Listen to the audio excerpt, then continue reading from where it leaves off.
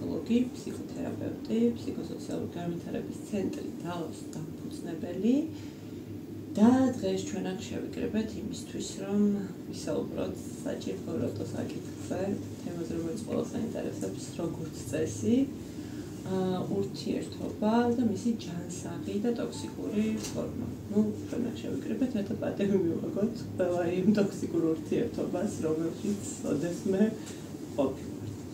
და რა თქმა უნდა, იგულისხმება ნებისმიერი ტიპის ურთიერთობა, არა მხოლოდ რომანტიკული, შეიძლება იყოს ოჯახური, შეიძლება იყოს მეგობართან ურთიერთობა, თანამშრომელთან ურთიერთობა, თუმცა როგორც წესი, ყველაზე დიდი ინტერესი არის ხოლმე პარტნიორულ ურთიერთობებთან მიმართებაში. ამიტომ ვეცდები, რომ ამ ნაწილზე ვფოკუსირდე და მე თქვენ შეგიძლიათ, რომ რაღაცნაირად გადათარგმნოთ ნებისმიერ ურთიერთობაზე, რაზეც თქვენ გაგიხარდებათ.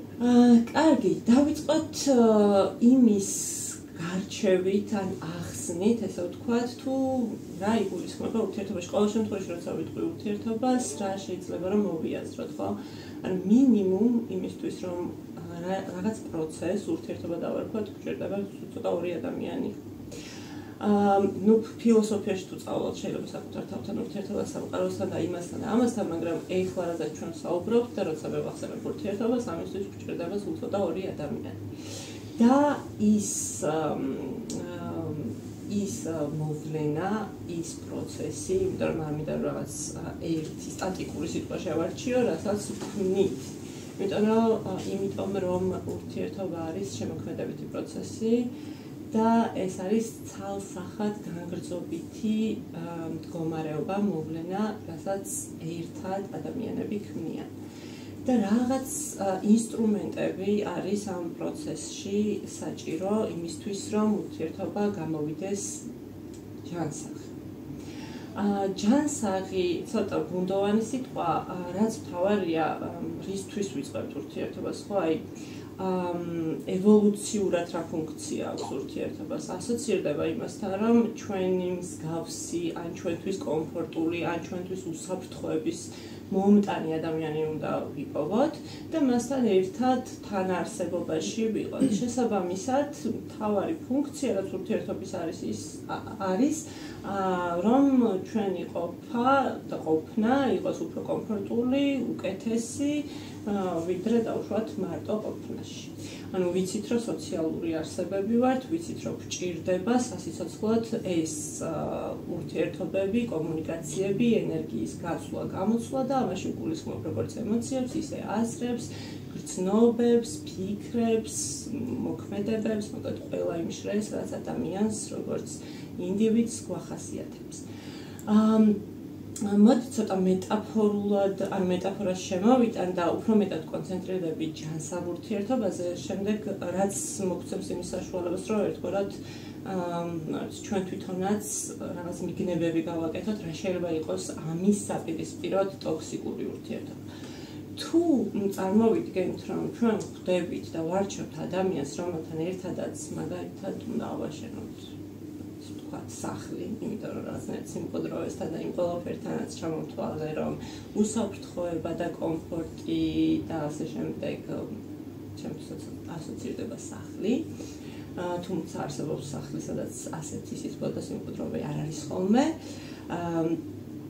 და წარმოვიდგინოთ, რომ მოკლედ ადამიანები შეიკრიბნენ იმისთვის, რომ ეს სახლი ერთად ააშენონ. რა არის ამისთვის საჭირო?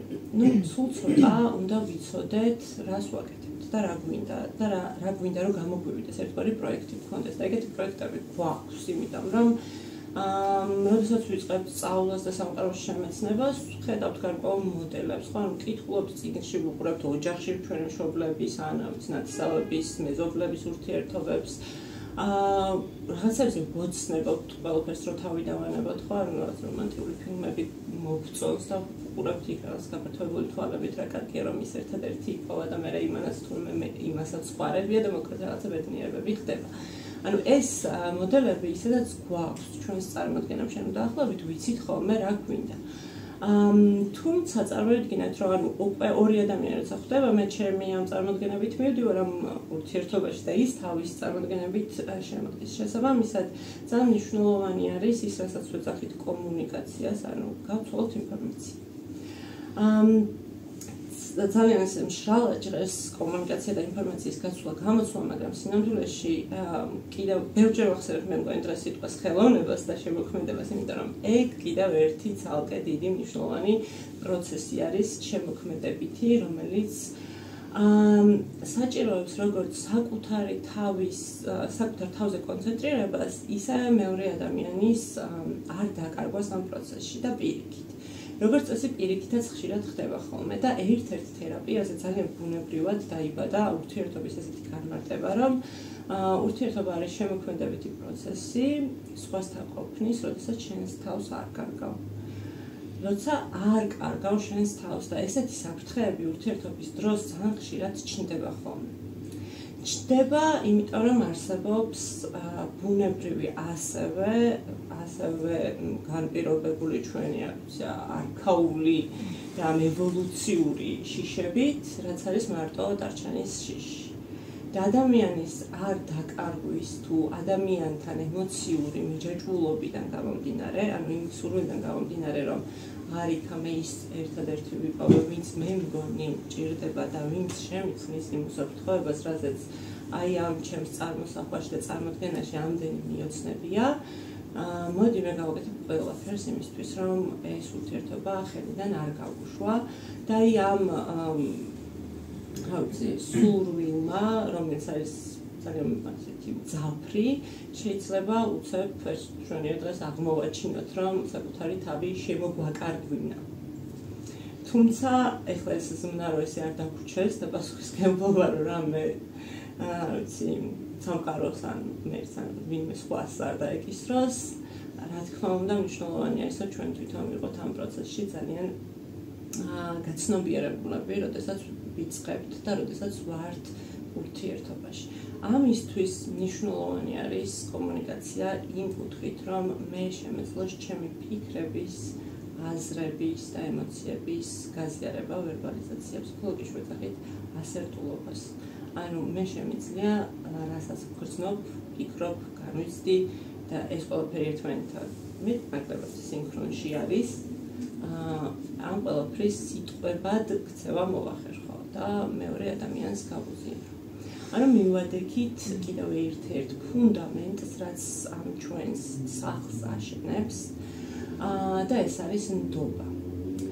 ნდობა არის ის, რაც დროთა განმავლობაში ყალიბდება, იმიტომ რომ რა თქმა უნდა მოვდივართ ჩვენი წინა გამოცდილებებიდან და მაშინაც კი, როდესაც შეიძლება თინეიჯერობის დროს თუ უფრო პატარაობაში ჩვენი პირველი სიყვარული გვეწვევა ხოლმე, მაშინაც კი გვაქვს უკვე გარკვეული გამოცდილებები სხვადასხვა სიტუაციებში, როდესაც იმედები გაგვიცრუვდა და აი ამ იმედგაცრუვებიდან გამომდინარე გვაქვს გარკვეული შემუშავებული გარკვეული პატერნები თუ მოდელები და სიგნალების ამოცნობას ვსწავლობთ, რა შეიძლება იყოს საფრთხის შემცველი და რა შეიძლება გვადგინოს გული, ან რა შეიძლება იყოს ისეთი, რაც ჩვენ ემოციურად დაგვაზარალებს. ამიტომ მარტივი არც ეგ არ არის კომუნიკაციის არ იყოს. თუმცა სტრესზე ვამბობთ ხოლმე, რომ ყოველთვის ცუდი არ არის სტრესი და არსებობს ესეთი ეუსტრესი, ვეძახით დადებითი სტრესი, რომელიც პირიქით მოტივი არის იმისთვის, მოტივაცია არის იმისთვის, რომ განვითარდეთ, გავხდეთ საკუთარ თავს უკეთესი ვერსია. ის ზუსტად იგივე ხდება ურთიერთობაშიც, ხო? თუ კი რაღაც რაღაც დოზით ან სადავეებს გავუშვებთ ან დავუკარგავთ, შეიძლება მართლა ძალიან სარისკო ნაბიჯები გადავდგათ, მაგრამ თუ საერთოდ არაფერს არ გავაკეთებთ, უბრალოდ შეიძლება სიტუაცია ხელიდან გაგვისხლდეს. ამიტომ ეს რაღაცნაირად ნიადაგის მოსინჯვით და თუნდაც ყურადღებით, იმ ჩვენი ძველი გამოცდილებების გახსენებითაც მათ შორის ნდობის ჩამოყალიბება ძალიან მნიშვნელოვანი ნაწილია ურთიერთობაში და რაც მთავარია ის გამოცდილებები, რომელიც ვახსენე, გავლენას აუცილებლად მოახდენს ჩვენს შემდეგ ურთიერთობებზე. უბრალოდ მნიშვნელოვანი არის, რომ ამ გამოცდილებებს არ მივცეთ იმის საშუალება, რომ გვმართონ და პირიქით ჩვენ ვიყოთ რაღაცნაირი წინამძღოლები სიტუაციაში და მოვახერხოთ, დავაბალანსოთ და გავმიჯნოთ, რომ ის რაც წარსულში იყო ასევე ძალიან მნიშვნელოვანი და ასევე ის რაღაც გაკვეთილი, რაც ვისწავლეთ და იმედია რომ ვისწავლეთ, აღარ გადმოვიდეს აწმყოში, მაგრამ ეს არ ნიშნავს იმას, რომ აწმყო ხელიდან უნდა გაგვისხლტეს, ან ვეღარ გავბედოთ ახალ ურთიერთობებში შესვლა. შემდეგი რაც ძალიან მნიშვნელოვანია და აი ამ შენების პროცესში რომ არ გამოვიდეს რაღაცნაირი მისკომუნიკაცია და ვერ გავიგოთ როგორ ნაწილდება ჩვენი როლები და ვინ უნდა მოზიულოს ტალახი და ვინ უნდა მოზიდოს აგურები, როლები რომ სწორად გადანაწილდეს და გადანაწილება ასე თუ ისე ხდება ხოლმე, იმიტომ რომ ყველას თავისი რესურსი აქვს ურთიერთობაში შესვლის საწყის წერტილში და ყველას ერთნაირად არ გამოსდის რაღაცეები და ყველას ერთნაირად არ შეგვიძლია და არ გვისწავლია უბრალოდ ხო, თუნდაც ემოციების გამოხატვა, თუნდაც საკუთარი რაღაც აზრების და გრძნობების ვერბალიზება. შესაბამისად ძალიან მნიშვნელოვანი და აუცილებელი არის რომ საკუთარი საზღვრების კარგად მონიშნა და მეორე ადამიანისთვის ამ საზღვრების გაცნობა მოვახერხოთ. ყველაზე მარტივად როგორ შეგვიძლია რომ ავხსნათ საზღვრები, შეიძლება ითქვას რომ თავიდანვე ცხადი გავხადოთ რა მოსულა ურთიერთობაში და რა არ მოსულა. აი რომ ვახსენე შიში, რომელიც არის დაკავშირებული ადამიანის დაკარგვასთან, როგორც წესი პირველ ეტაპზე თავიდანვე იწყება ამ საზღვრების დაფიქსირება და გავდლება. პირიქით, ეგ ზუსტად ის დროა, სადაც ამას უნდა ვაკეთებდეთ, იმიტომ რომ ეგ მერე უკვე განაპირობებს შემდეგ ურთიერთობაში რაც ხდება ხოლმე და გაცილებით უფრო რთულია დაწესებული უკვე რაღაცნაირად განმტკიცებული საზღვრების გადაწყობა, ვიდრე თავიდან ამ კონკრეტულ საზღვრებზე შეთანხმება. ხო, ერთმანეთთან ეს ფუნდამენტური ნაწილები, რაც ვახსენეთ, ხო, ინდობა იქნება თუ კომუნიკაცია და მათ შორის და ასევე საზღვრები ერთმანეთს რა თქმა უნდა გადაფარავს, მოიცავს და ერთმანეთთან საკმაოდ მჭიდრო კავშირში არის და საზღვრების დაწესება და იმის თქმა რა მომწონს, რა არ მომწონს, რა არის მისაღები ან მიუღებელი არის ჩემთვის ძალიან მნიშვნელოვანია იმდენად, რამდენადაც ჩვენ ხშირად ვთამაშობთ ხოლმე გამოცნობას. ანუ რატომაც გგონია და ალბათ გქონიათ ესეთი გამოცდილება, როდესაც ამბობთ, რომ როგორ ვერ ხვდება, რომ მე ეს მომწონს, ან როგორ ვერ ხვდება, რომ ესე მეწყინებოდა. შეიძლება უბრალოდ არც აქვს ეგეთი გამოცდილება, შეიძლება უბრალოდ თვითონ მასე არ არის ხოლმე, ანუ ეგ ემოცია არ აქვს ხოლმე, რაც თქვენ მაგ დროს, ან ბევრი ვარიანტი, ამიტომ რომ არ ვიმარჩიელოთ და რადგან ჩემს საზღვრებზე არის ლაპარაკი და რადგან ამ საზღვრებზე პასუხისმგებელი მე ვარ, მნიშვნელოვანი და რეკომენდირებული არის, რომ გავაჟღეროთ.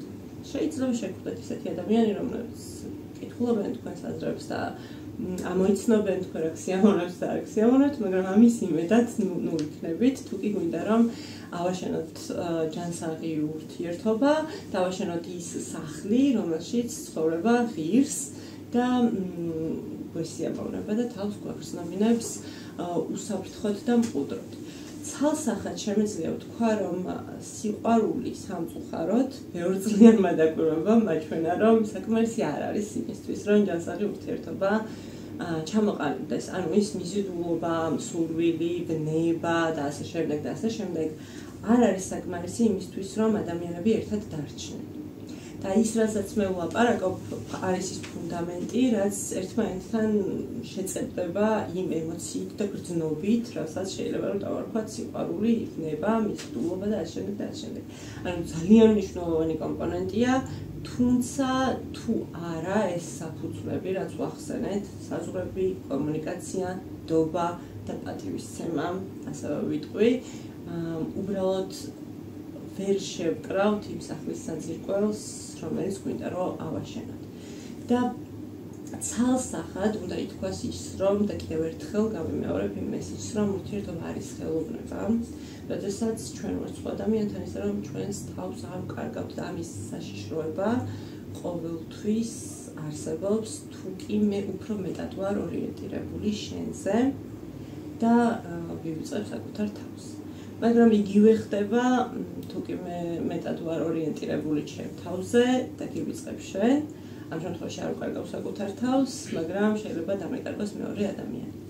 მოკლედ, მთელი ფილოსოფია და მთელი შემოქმედებითობა და მთელი თავარი უნარი, რაც ჩვენ უნდა აღვაჩნდეს, როდესაც გადავწყვიტავთ, რომ დავიწყოთ ურთიერთობა თუ შევიდეთ რომანტიკულ ურთიერთობაში, არის ბალანსი, არ ვიცი, ასოციაციურად თუ მეტაფორულად, ახლა თოკზე სიარული გამახსენდა, რომ უნდა გაიცვეს ბალანსი, რომ არ წაყინავდე არც მარჯვნივ და არც მარცხნივ.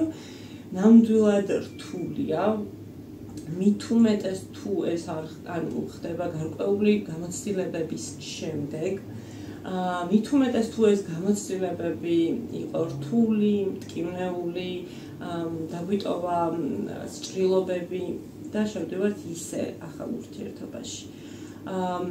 ასევე რთულია თუნდაც იმის მოზომვა, რა არის გაზიარების ის ჯანსაღი დოზა, რაც შეიძლება ამ ურთიერთობა დაძრას. იმიტომ რომ ეს ტერმინიც არსებობს, ხო, აი oversharing-ს ვეძახით რა, მოჭარბებული გაზიარება. თითქოს მე მოდი ყველაფერს გიტყვი ჩემს შესახებ და აბა ეხლა შენ მიხედე ამ ჩემს ყველა ტრავულ გამოცდილებას და რაღაცნაირად მიშველე გამიმკლავდი, გაგუმკლავდეთ ერთადაც არა რაღაცნაირად პასუხისმგებლობას მასაც თითქოს გადააბარებ, რომ აი მე ამდენი ტკივილით ვარ მოსული და მოდი ეხლა შენ რაღაცნაირად დაიტიე და ეს ჩემი ტკივილებიც და აი ამ შენების პროცესში მაგალითად მე რო ტკივა ხელი, მთლიანად შენაირა პასუხისმგებლობა და ეს სახლი მთლიანად შენააშენე, ხო? ანუ ვერ გამოდის ეგრე რაღაცები. ამიტომ მნიშვნელოვანი არის რომ თუნდაც გაზიარების მომენტში ვაცნობიერებდეთ, რომ ის ადამიანის თავისი გამოცდილებებით, თავისი ტკივილებით არის მოსული. ყველა ურთიერთობა ამაზე დგას რა საბოლოო ჯამში. ეხლა კი თქვით რომ რომანტიკულ ურთიერთობებზე კონცენტრირდებით, მაგრამ ყველაზე უფრო კარგად აი ეს ცხადგრძნობები და ჩვენ თერაპევტებს გვიწევს ხოლმე, როდესაც თერაპიაზე მოდიან და შეიძლება პირველივე შეხვედრაზე ძალიან ბევრი რაღაც დავინახოთ, რაზეც შეიძლება რომ ყურადღება გამომახვილოთ ან თერაპიულ პროცესი წავმართოთ, მაგრამ ერთგვარი დაზოგვა ალბათ ეს შეიძლება ითქვას იმ რესურსების, რომელიც იმ მომენტში იმ ადამიანს აქვს. იმის გააზრება, ვის რისი დატევა შეუძლია. რამდენად არის მზად იმისთვის, რომ მაგალითად ეს ჩემი გაზიარებული ინფორმაცია ავიცი სრულად დაიტიოს, გაიგოს, მიიღოს. მოკლედ, აი ეს ბალანსი და მუდმივად ფხიზლად ყოფნა, ოღონდ ამ სიფხიზლეში არ იგულისხმება რაღაც შფუთვაში ყოფნა და ცოტათი შევეხები მიჯაჭვულობის სტილებსაც, იმიტომ რომ მაგის გარეშე არასდროს არ გამოდის ურთიერთობებზე საუბარი. ძალიან მნიშვნელოვანი არის რა ეს სიფხიზლე და ის რომ მე არ ვკარგავ არც საკუთარ თავს ამ პროცესში და არც შენ. მიჯაჭვულობის სტილები, რომელიც ერთ-ერთი ყველაზე პოპულარული თეორია, გულისხმობს 4 ფორმას ურთიერთობაში შესulis. და ეს ფორმები, რა თქმა უნდა, ყალიბდება ბავშვობაში და ყალიბდება არამშობლებთან ან აღმზრდელ ადამიანებთან ურთიერთობის დროს ცხადია. და არსებობს 4 ტიპის მიჯაჭვულობა. ერთი შფოთვითი, მეორე ამრიდებლური, მესამე ამ ორის შერეული ვარიანტი და მეოთხე სანატრელი, რომელიც არ ვიცით, საერთოდ არსებობს თუ არა ბუნებაში, სანდო მიჯაჭვულს ეძახიან ანუ ადამიანი, რომელიც აი ყველაფერს რაც წერა ჩამოთვალე, ახერხებს კარგად, თუმცა რა თქმა უნდა ესეთებიც არსებობენ. შფოთვითი მიჯაჭვულობის მქონე ადამიანის წამყვანი ქცევითი პატერნები, ან ქცევითი მოდელები არის ორიენტირებული არის მოკლედ იმ შიშზე, რომელიც ზემან ვახსენე, რომ არ დავკარგო ეს ადამიანი და არ დავრჩენ მარტო და ყველაზე უფრო მარტივად რაც მიგახვედრებთ, რა გულისხმობ, არის ის, აი 5 წუთი რო დააგვიანებს მესიჯის ნახვას და მე მგონია რომ შორდება. ანუ აი ეგ თუ ხდება თქვენს თავს, ესე იგი მაგ მიჯაჭვულობის სტილის ადამიანი ხართ და ბავშვობაში გქონდათ რაღაცა ისეთი მძაფრი გამოცდილება, რამაც ეს განაპირობა და მშობელთან ან აღმზრდელ ადამიანთან ურთიერთობის. მეორე ადამიანი პირიქით ორიენტირებული არის ასევე იმ შიშზე, რომელიც ვახსენეთ, რომ საკუთარი თავი არ დავკარგოთ. და როდესაც ხედავს, რომ ვიღაც ცდილობს ურთიერთობაში ძალით დატოვებას თუ აი ამ რაღაც თავიანთი შიშების გამოვლინებით, რომ არიქა სათხარ, მე რო გწერა თუ არ ხარ, გონია რომ ვიღაც თავს ესხმის, უსაფრთხოების განცდას კარგავს და პირველი რაც თავში აზრად მოსდის, მოდი აქედან გავიქცეთ, რაღაც ისე არ არის, როგორც უნდა იყოს. იმიტომ რომ ოდესღაც ერთხელ სადღაც მწარედ განიცადა როგორი არის, როდესაც გჭირდება რაღაც და მიგატოვებენ და ამ შიშთან გამომდინარე რომ შეიძლება ანუ მარტო დარჩე იქაც იგივე მუშაობს, რომ საბოლოო ჯამში ერთი შიშია, რომელიც ორი ფორმით ვრინდება. ერთი ის რომ ჩაებღაუჭო და მეორე ის რომ გავიქცე, იმიტომ რომ მართლა არ შევიდე ისეთ ურთიერთობაში, სადაც იქნება ძალიან მჭიდრო კავშირი, როგორც იყო ოდესღაც მშობელთან და მე რომ მინდოდა რომ არ ვიცი კამფეტი მოეცა უგულებელყო მშობელმა. მოკლედ აი შიში აღარ მინდა რომ განვიცადო და ეს ადამიანი ესე რომ ეკაჩება თავისკენ, ვაიდა მართლა შევიდე ისეთ ახლო ურთიერთობაში, სადაც გარდაუვალი იქნება მე რა ეკტკივი. მოკლედ ყველაზე დიდი სევდიანი ნაწილი ამ ისტორიის არის ის, რომ ეს ადამიანები ერთმანეთს პოულობენ რაღაცა სასწაული ძალით. ანუ მაინც და მაინც ესეთი ადამიანები იზიდავენ ერთმანეთს რა, ერთი როშპოთვითია და მეორე არის ამრიდებლური და არის ტომი ჯერი. ანუ ერთი გარბის, მეორე მისდევს. აქ აღარ გავაგრძელებ რა ხდება ხოლმე, იმიტომ რომ რაც უფრო მისდევს, ის უფრო გარბის და არის ძალიან ტოქსიკური გარემო. მაგრამ კიდევ არსებობს მესამე ვარიანტი, როდესაც არის შერეული ფორმა. ანუ არც მიწისა, არც ცისა, თან მისდევს, თან გარბის, თან ასია, თან ისია და მაგ მიჯაჭვულობის სტილში ყოფნა არის ალბათ, არ ვიცი, ძალიან რთული გამოცდილება შენთვისაც და პარტნიორისთვისაც, იმიტომ რომ არის აბსოლუტურად შერეული სიგნალები ურთიერთობაში. გაურკვევლობის ძალიან მაღალი. იქ ის მაინც იცი რომ გარბის, აქ ის არ იცი, ხან გარბის, ხან არ გარბის. მოკლედ, მეოთხე სტილს რაც შეეხება არის ყველაფერი ის, ანუ სანდომიჯაჭვულობას რაც შეეხება არის ის, რაც ჩამოვთვალე, ნდობა, უსაფრთხოება, სივრცე, სადაც შეგიძლია რომ შენი ემოციები გამოხატო ისე რომ არ განგრჯიან, შეგიძლია იყო მოწყვლადი და არავინ ამის გამო არ დაგამონათებს და შეგიძლია რომ იყო შენი თავი და იქნები მიღებული. ყველანი ალბათ დასავარაუდოთ ვინც აქ ხართ, რაღაც მომენტში მივუწვით ისეთი ურთიერთობებისკენ, სადაც არის აი კომფორტი და სიმშვიდე. რაც ნამდვილად შესაძლებელი არის ნებისმიერი მიჯაჭვულობის სტილიდან საკუთარ თავზე მუშაობის ფონზე შეგვიძლია რომ გადავიდეთ სანდომიჯაჭვულობის სტილში, თუმცა აი მართლა კოლოსალურ შრომაზე არის საუბარი, იმიტომ რომ შფოთვასთან და აი ამ შიშთან, არ ვიცი, ბრძოლა თუ მუშაობა თუ დამეგობრება, რაც მინდა ის დავარქვათ, ძალიან ხანგრძლივი და რთული პროცესია, არ გაშინებთ, მაგრამ ჩემი გამოცდილებით და დაკვირვებით თავმამა შემიძლია ვთქვა, რომ შფოთვითი და ევოიდერი, სადაც ხდება ერთმანეთს, იქ სანდომიჯაჭვულობაში გადასვლის შანსები არის 0.1. მაინც დაგიტოვებთ იმედს. იმისთვის რომ მოვახერხოთ და ჩამოგვიყალიბდეს სანდო ურთიერთობა და საკუთარი თავში ასევე ეს შიშები დავაბალანსოთ. სასურველია რომ მივაგნოთ ადამიანებს, რომლებიც მეტნაკლებად სანდომიჯაჭვულობას წარმოადგენენ, ანუ სანდომიჯაჭვულობის და უსაფრთხო გარემოს მომცემები არიან.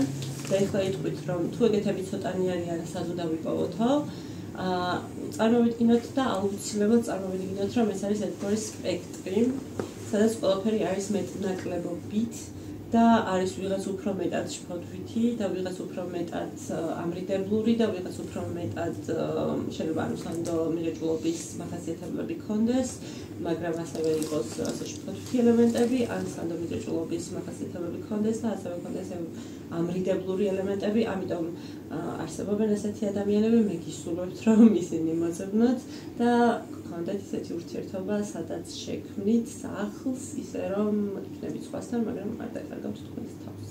მადლობა.